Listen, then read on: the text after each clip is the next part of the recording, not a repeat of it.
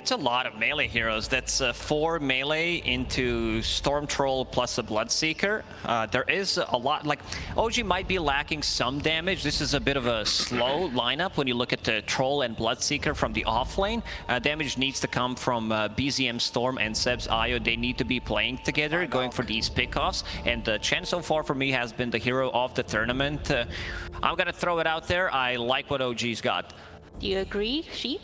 I like a lot that Troll is very hard to kill with the Io and Chen. Like together, their burst heal is going to make it so like this Troll's most likely going to get his ult off and become very hard to kill. I'm not sure if LGD have the damage to like nuke him before that. Like OG, one of the signature themes I've seen in their drafts this tournament has been making their heroes hard enough to kill that everyone can connect in time to like counter initiate. Everyone going for OG. I feel like I must go for Psg Lgd. Join us. But I'll join them. I actually like the Storm here the most. I don't like the fact that OG has very limited stuns on their side, like almost none.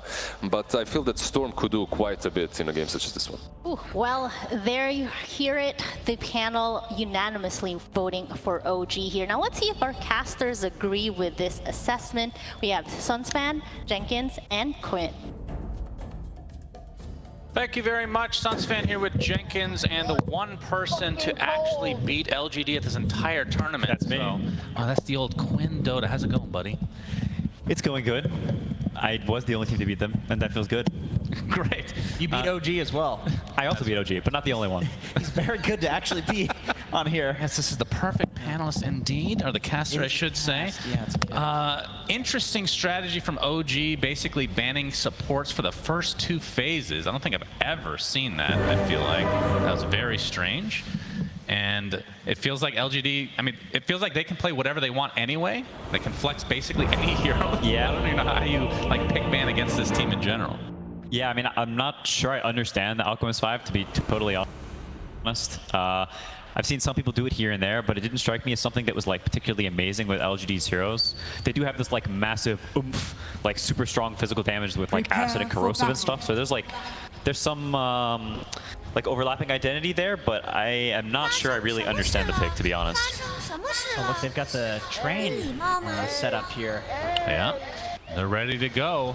And again, LGD have lost one singular game the entire tournament, and this is now the upper bracket second round as OG.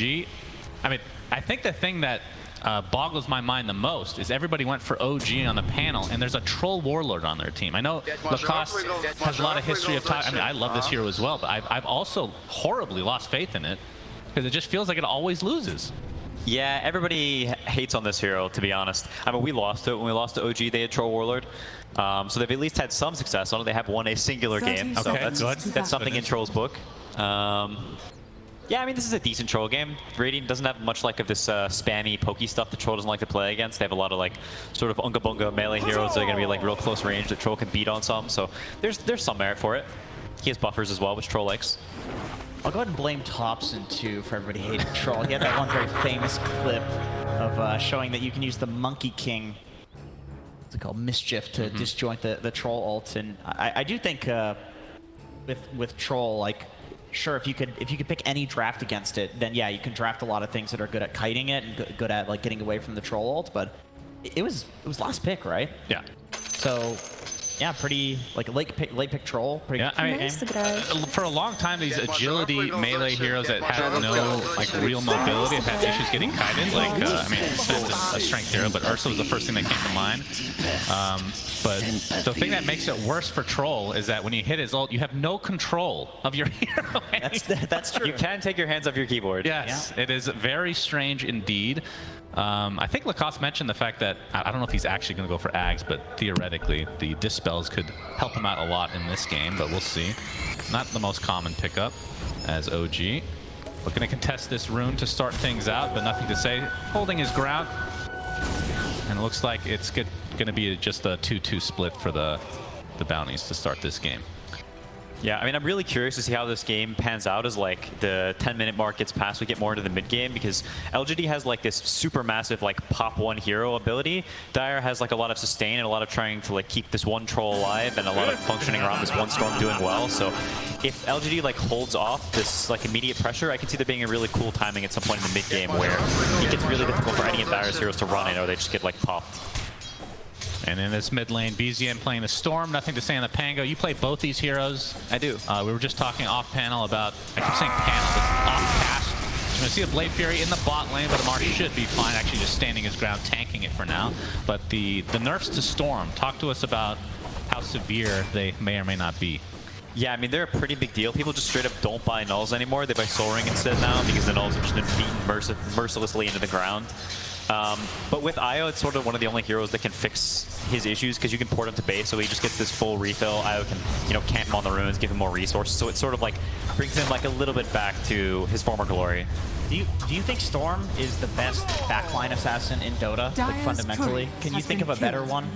I think in good Spectre games, Spectre probably trumps the hero. Yeah. Because you can jump everyone at once. Yeah, but like eventually, right? I feel like Storm is like all points of the game, like including early game, you can jump like an Io or an Oracle. Yeah, when the hero gets his items, there can be some pretty stupid points in the game. Robbie getting hooked up by Seb, who is playing the Io this time around, so no Wind Ranger for him. Or Earthshaker. I feel like those are the two heroes he's played most of the tournament. But in the mid lane, Pango versus Storm, how does that matchup typically go for the Pango? Because this is a hero that can have a bit of a rough laning stage sometimes, depending on who he's going up against. Yeah, I think this matchup tends to be pretty drawish. I think both heroes will farm generally about the same amount as well. If Pango buys a stick, he'll buy like maybe an extra set of tangos, but generally you'll sort of just split farm. It's sort of, the rune situation is sort of interesting this game because neither hero can really kill each other that much, so there may be some like weird rune trading situations where it's either a click fast or it's a 50-50, and there may be some rune that like sort of spins things out of control because neither team can actually kill the other mid hero. You know a lot about those runes. Yeah, I was going to say 50-50 for everybody but you. Yeah, that is true. Get those runes. Me and Gaben have a thing.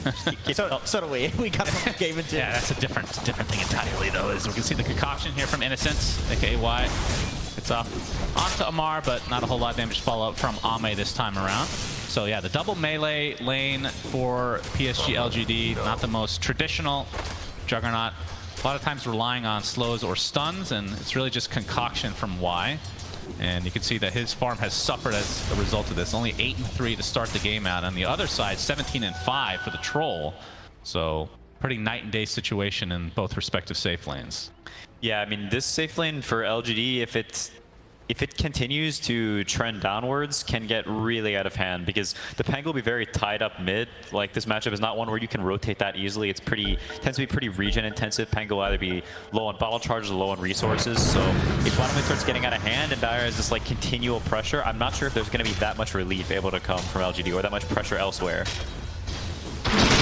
I think it helps to have this last pick Troll versus Slardar lane. Obviously, that's a pretty hard counter, and when your off-laner's Bloodseeker, you mentioned that the mid lane is very regen-based. Like, Amar's just fast move speed for this entire game, for the entire laning phase, unless a ton of regen is being spammed. And crush here from Faith Beyond, but Ragi gonna force out most of PSG Lgd for the time being, as he continues to get very good farm. You can see the mid lane basically a wash, like you said, Quinn, so not a huge surprise in the end. And no opportunity to gank either because of the mobility that will eventually come for the Storm, but Pango apparently. And here comes the 50-50 battle, and the BZM gets the water rune. Of course, it would have been a bigger deal if it was the 6-minute rune, but either way, Jin Q guarding this one, so nothing to say, still finds one anyway.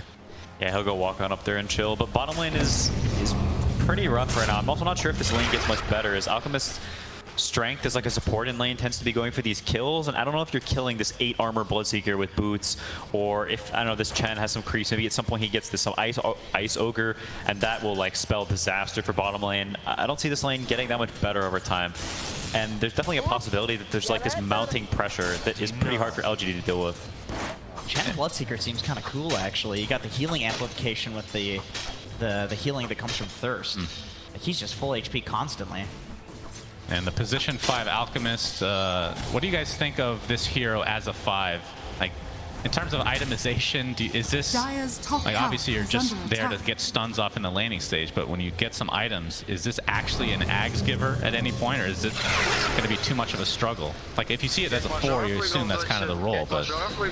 Yeah, I feel like you're probably buying some medallion, crest, maybe 4-staff type of deal, just like whatever the game needs. I don't know if you're rich enough to buy Ags, and Ags isn't even particularly good on any of Radiant's heroes. It's like good on Juggernaut later, but... How dare you? Pango's great. Sort of. Great Ags.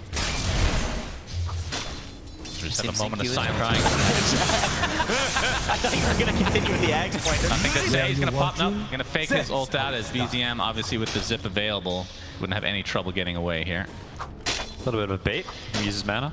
I feel like last pick, or that having the Alchemist 5 is more of just a flex thing. It's just like, okay, well, we have some random stunning support. You don't really get to do the Ag stuff. You know, people always theory craft it, but it never plays out. Yeah. Neither does the off-lane Alchemist either. You just go carry build in the off-lane. Like, everybody goes Radiance anyway. That's kind of sad. Yeah. I agree. The Ags thing, just, it seems kind of dead. I don't think we've seen an Ags even on Alchemist himself after supplying the rest of it. So many theory crafting situations when that first patch came out. Dire's Rune has been controlled. under attack. Yeah. I mean, you could see Zincu earlier trying to move down bottom and get some kill to happen, but it's like all Dire's heroes are always full HP, iOS TP ready. It's very difficult for them to actually kill heroes right now. I mean, you can see them trying mid, trying for some stun, fog, but it's like very annoying. I mean, you can see it's 0-0 630, right? It's not that common. Yeah, trying to defend this ward that's attempting to be dewarded by Nothing to Say, but BZM forced out, and right click goes to Nothing to Say. It's a weird little ward battle right there. Just delaying a little bit. Still this min-maxing. Zamar, he's very close to level 6, and when that Rupture comes online, obviously you can just Blade Fury TP, but top lane, you're gonna see the bash come through with the cookie from Jin Q, and Yuragi already very low, but Seb is hooked up. Concoction coming from the roaming Alchemist, and Faith Beyond looking to finish this off with another crush. Yuragi still getting regen, but this looks to be first blood going the way of PSG Lgd, and making Alchemist look pretty good, actually. What a beast. Hitting Courier, too. He's just waddling around, just getting these stuns off, stunning himself half the time, but it worked out. All about the other half. True. Radiant's bottom I mean, I think this is something that tower LGD is maybe better at any other team at, is like just because they're losing some lane or some heroes behind or they're countered, like whatever, it doesn't really matter to them. They'll still read the situation and see that, hey, they're both level 5, Troll's not actually that strong right now, he doesn't have his phase boots on him. Like they read this very specific situation and they get this kill, which means like a lot. Where some other team might just generalize that, hey, it's slaughter against Troll, we don't gank here. Well, Ame trying to contest this little stack here. He's going to get a decent amount of farm from it. Obviously could get ruptured now, but there's not going to be that much backup. As top lane, Seb takes a tumble via Y again. The zip in from BZM is going to get stunned immediately thanks to the Rolling Thunder. But Jin Q, one more right click will do it, and they find it as Yuragi takes him out. But with that corrosive haze, he has to be very careful, especially with the IO still dead. Concoction is there. A little bit premature. He loses control of his hero, so it's going to continue to chase. Nothing to say. We'll see if they try to turn this around as another corrosive haze comes. Gets the whirling axes off. Now Nothing to Say has to be very careful. And the Concoction not going to come out in time to save his life. But we'll go off anyway, but a nice turnaround here from OG as they're going to find 2 and lose none. Plus you count Seb dying before that fight even started. Yeah, Nothing to Say yodeled in for the kill there, right as he pressed ult. I think even if he got the swash off before Yuragi purged the corrosive, he probably wouldn't have died, so a slight misplay there. And in games like this where the margins are razor thin and you really need to like squeeze every bit you can out of these early skirmishes because your kill potential is so limited, you don't have this like natural kicking people out of lanes pressure. Like little mistakes like that where you give away some kills can mean, you know, a big deal, because you can see Ame's been kicked out of lane, he's jungling, you know, he's 900 net worth down on the Bloodseeker, and he's full HP, he's supposed to be able to come back to lane and take the creeps under tower, but he's not in the spot that you normally see Ame or want to see Ame in. tower is under attack. Yeah, I mean, top 3 net worths in the game are all on OG's side. So Ame obviously trying to play the catch-up game. Only has phase boots right now, and the Wraith Band Maelstrom is just getting started. Amar on the flip side is building a Maelstrom, and he's maxing Blood Rage now too. He went 3 points in Thirst for the lane, but now he's going max Blood Rage, so he's going carry build. I'm curious, what do you think about Amar's like carry style offlane when he does this? Like he really commits to it with this sort of build. Yeah, I mean, I think in this specific case, it's not so bad. I don't know if Bloodseeker is like I don't know. I'm hardly an expert on the hero as a offlaner, but I don't know. I think you could argue about like how objectively good a lot of what Amar does in terms of like the super racing carry style offlane. But I think what OG does really well is like enabling their players. So even though you can like argue back and forth about how objectively good it is, like they make it look good and they pick the heroes and the supports. Like they almost have 2-5 sometimes to enable the fact that they have like 3 carries. And I think that's like what's really impressive about Amar, and that he has a playstyle and he has a thing he likes to do, and he found a way to make that work as opposed to like trying to change himself, which I think is what OG is like especially good at if you look at Storm. That makes sense. Now, can you make sense of the Manta Viper that he knows every now and then? That would be 3 Vipers flying around, in my opinion. That's the... I mean, he went with it. So. Is under attack. I don't know. It's very strange indeed. As 7 Amar now going to be pressuring this tier 1 tower with this first, I guess the second siege. Nothing to say in Jin-Q doing the same in the top lane. As OG have a 2K lead already, and this is just basically right past the laning stage. And that's what I mean. Usually I look at Alchemist. Oh, it's an Alchemist. It's not really an Alchemist game. Why? Sigurd did lie. Concoction going up, and it won't save his life. So an easy pickup for OG in the tier 1 tower. Will be taken out as well. BZM got the Fairies Trinket, by the way, so his strength is now at 150% for the rest of this game. Isn't that right, Quinn? Yes, he's a very lucky man. Yeah. He also had to deal with Gaben, but I can't talk about that. Yeah, of course. Yeah, it happens. I mean, I think you see this 2K lead and you think OG's in a very commanding position. But I think a lot of other teams besides LGD would have bled more kills, they'd be down more gold, or they wouldn't have managed their HP so properly. Because if you look, they're still farming on LGD. It doesn't feel like they're out of the game. Like, they're still getting items, they're still chilling, they're still taking the XP in the lanes. There's not this, like, absolute crumpling of the map you would see oftentimes. So even though they're down 2K gold, even 3K now at this point, it still feels like they're okay. They still have this mid-tower fight ready if OG tries to come to the mid-tower. They're still contesting runes, still getting items. I think despite the gold lead, they're still in a fine state. What do you think the next move is for LGD then to come back? Is it like they're waiting for a specific item, or just can't war opportunity sort of thing? Jin-Q getting gone, but the TP comes in from nothing to say. Looks like Jin-Q will die anyway. The rupture applied though at the same time. Nothing to say with that ult. Gotta focus on BZM for the time being. I think they're going to be able to take him out as the nice relocate comes out. Now Yuragi doing some damage to Faith Beyond, but only the Snapfire kill to start this overall fight. You can see another zip in as he gets full-on mana now for BZM. Trying to get up onto Faith Beyond. Blade Fury is there for the Blood Right, just clipping him, so that should lead to another kill going the way of OG. Nice hand of God keeping his team alive, but now nothing to say. Left without any mana or any way to get out. That's another death in favor of OG. Even the troll is being expended just to survive through the Jin-Q ult. And this is going to be another death for him if they end up getting another slow, which they will. And Ame, the last remaining member of Psg Lgd, all he can do is walk away as another tier 1 goes the way of OG. Yeah, that is what you did not want to happen. I think they got a little bit sloppy there. Jin-Q got caught like in the middle of the wave. And when you're in a tight position like this, every little bit of damage you lack means a really big deal. So whenever he dies like that, suddenly OG, they have the wherewithal to realize, yo, they're down like one of their damage heroes, so you can go. They bring 5 heroes mid, they win this fight, and now the map can potentially start getting pretty bad for LG. Yeah, the relocate allowing BZM to refill his mana and then just TP back into the fight. Definitely a big turning point of this little engagement, but yeah, like you said, that definitely hurt PSG as they're down 6K now. This is why I love Storm as a hero, even though like the patch feels bad for him, just like as a the hero itself is bad, but like the heroes that you're playing against in Dota, the way Dota's played right now, like being able to chase like that after having this lead and snowball and actually turn it into something. Sometimes I feel like drafts do lack that, where people just like literally walk away from you after like losing one hero. And it's like, okay, we just sacked the tower, but it's not as disastrous as that, right? But with Storm, especially with Io, it feels like if one hero dies, every other hero can get chased. Radiant's middle tower is under attack. Yeah, there's definitely a lot of value to it. I think it pulls their other heroes together quite well as well. Whenever you have a Bloodseeker and a Chen as your first 2 heroes, you need something very dynamic and sort of explosive to enable these heroes to actually kill things. Other you can end up in this weird spot where you're like, yeah, we're kind of tanky and like are farm, but we can't actually kill a hero. And the Storm sort of fixes that for them or helps them. Yeah. And Yuragi doing mana stuff to be able to dispel the corrosive haze along with the lucky shot, I would assume. But I would say not the most common pickup on Troll if we want a little bit of status resist. We'll see how that works out for him. Onto the high ground now, OG into the enemy triangle. Smoked up, getting some wards. Getting a valuable D ward there as well. And actually getting a pretty decent stack for BZM. Yeah, and they just took their own as well, so they've taken like 2k gold worth of Ancients in the last minute and a half.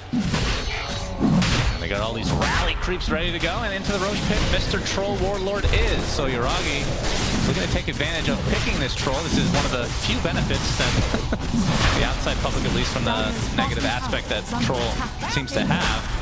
Be able to take this Roche uncontested. LGD's not even interested. They're just farming in 5 different spots on the rest of their heroes. Immortality is mine. I think likely that is the correct decision for them. I don't think contesting this fight would be... It's very unlikely they win it, and if they lose the fight, they probably just lose the game on the spot because the rest of the map would crumple too much. So I think them like sneaking down into this bottom lane, being super annoying, pushing this in, avoiding them. This is something that LGD is also extremely good at, is just because you're up 5k gold and you're stronger than them, they know that, and they're not going to give you some easy fight. You're going to have to make them, you're going to have to kill them, you're going to have to get them out of these stupid side lanes. And they're going to be really annoying in making you do that. You're not going to get it for free. Ame at basically 16 minutes finishes his Maelstrom. He is so far behind. This is not something that we're used to seeing at all. I mean, if one player gets shut down from this tournament and past tournaments, it feels like the rest of the cores step up to a degree that doesn't really matter anymore, right? What was your secret, Quinn, in that game that you guys won? You have good memories that you have framed on your wall? Yes, it's framed in our practice room. We took a screenshot and we printed it out at the hotel printer. Nice. Paper all over our wall. Looks like a serial killer room. Jenkins really likes serial killers. There's nothing to say. He's ruptured. He's just going to die inside his own role. Can't really do too much about that. Now Jin looks to be next. So BZM continuing his killing spree. Ame gets off the Omni side. He's not able to find the kill onto Taiga. Has his Blade Fury still to try to get away. You can see why. Giving off that concoction, trying to slow this down. But BZM able to dodge that quite easily. And that's a double kill for him as Psg Lgd are just crumbling. Yeah, they got them out the side lanes. They got the rats out, and when you get the rats out, now suddenly you're pinned in, and you can see Seb drawing the line to begin, start to begin close them in, close the box, stop, don't let them into these side lanes again when they spawn. They might even start getting some lane wards. You can see the one by the base. They want to know when LGD is leaving the base because they are unfightable right now, and they want to keep chain killing them everywhere. Okay, so once again, I beg the question: what does LGD do? Like, what's the call in their comms for how to come back from this? Is it kill one hero on a side lane and then try to chain that into other kills? At this point, it's kind of rough. You have to like read what OG is doing and try and find an opportunity where they're isolated and not together, where you can do something. Because if they're together, there's no way you can just run. Even on a ward, they probably can't. Yeah, you just don't have the damage. Yeah.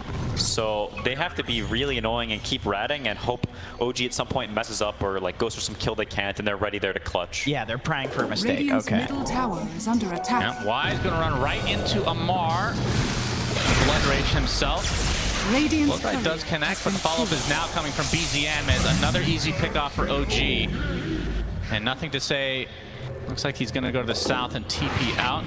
And of course, Pango into Bloodseeker, something we didn't really mention, is absolutely miserable. And you have to go Linken's, which feels bad because it just puts you so far behind in terms of just having the regular items that you want to go for on the hero. He is also playing into an Orchid now as well, which I really like this from BZM. He had queued up the Sanjin Kaya, but he switched to just going Kaya into Orchid, and I think it plays into what Quinn was saying, where like LGD, what they want to do is they would just want to be rats and play the side lanes and try to force OG to split up. So BZM is just doubling down on essentially squashing the rats.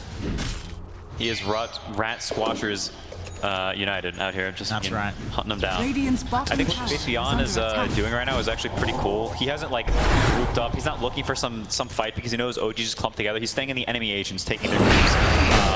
In the whole time while Y was dying down to the bottom lane, Ame was pushing top out. I think that was the finish BKB. Or maybe not. No, just he went for a Manta actually on Yuragi first. Yeah, I already mentioned that. Thanks for listening, Jenkins. Okay, don't listen to you. Yep. Let's start doing a nice long conversation actually by myself. Radiant's middle tower is Because I mean, despite how unfightable OG is and how much they're dominating the map, oh boy, they actually haven't been gaining gold recently. Yeah, caution on yourself. That's when you truly really feel pathetic. There's nothing you can do. And onto the high ground they go. Still 40 seconds on the Aegis, so BZM can really expend all that mana if he wants to. And you can see Troll Warlord, Iragi, just beating down these towers like they're nothing. And Psg Lgd, are they just going to give this up? I mean, they can't go for more than one, so this is probably okay-ish, as the best you can ask for. Just give this up and live, but BZM and company want to continue to fight. Blood rank connects, and last rank look is there, and Jin takes a tumble. Nothing to say, gets his ult off, but there's absolutely no follow-up. And OG, now that the Aegis is expiring in 6 seconds, likely just back off here and go for some tier 2s. Yeah, they might be trying to stall for this Mjolnir on Juggernaut. He's getting pretty close, which maybe gives them that extra little bit of damage they need. You know, maybe the Omni Slash gets off more hits and they actually get to kill some hero and de-push the base, but they're in pretty dire straits. Realistically, just looking for OG to make some overextension they can capitalize on. This is a shellacking, boys. This is a shellacking. I mean, if you told me it was going to be a shellacking, I guess LGD did it again, right? Yeah, I was going to say, Quinn, would you have expected this, having bested both of these teams and obviously understanding both of them? Yes. You would have expected this? No. Okay, I see. Maybe after draft I could see it, because I don't understand the Alchemist spot. I mean, I just kind of trust the director thing, you know? Yeah, well, the initiation is here, and look at that damage on Faith Beyond. He absolutely melts, and Ame finally comes to get the Omni Slash. A lot of the illusions and the creeps are just tanking it. The Blade Fury to follow, but I don't believe he has a shard, so it's not really doing that much damage. Buyback from Faith Beyond, nothing to say, able to get off a nice ult. Several stuns, but again, not a whole lot of follow-up, as Y will just be stunning an illusion. And now OG going to try to reaggress, knowing that they don't have anything on cooldown now. The focus is on Ame, and another kill for OG as they're looking to take this game, and they do. GG is called, and this was truly a shellacking in favor of OG. Quinn, what sort of shellacking tier would you say that you think this was? And remind me the tiers. Well, that's a lot to go through. That's a lot of them, Yeah, definitely. Well, we can, okay, it's a Gaben level. You know the Gaben Gaben tiers? Uh-huh. We start with just Gaben. Then we have Gaben's mustache.